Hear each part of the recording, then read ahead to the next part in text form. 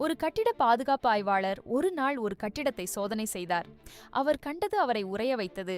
தூண்களின் அளவு தவறாக இருந்தது, சுவர்களின் வலிமை குறைவாக இருந்தது, முழு கட்டிடமும் விதிகளை மீறி கட்டப்பட்டிருந்தது.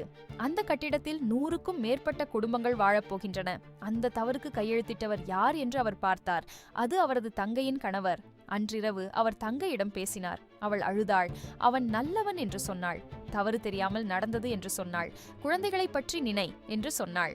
அவர் மௌனமாக கேட்டார். அந்த மௌனத்தில் அவருக்கு ஒரு விஷயம் தெளிவாக தெரிந்தது.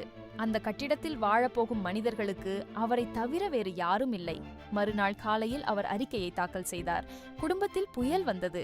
அவரது பெயர் சாபமாக மாறியது. ஆனால் கட்டிடம் மறுகட்டுமானம் செய்யப்பட்டது, சரியான முறையில். சில நேரங்களில் ஒருவரை காப்பாற்றுவதற்கு 100 பேரை காப்பாற்றுவதை தேர்ந்தெடுக்க வேண்டியிருக்கும். அதுவே உண்மையான கடமை.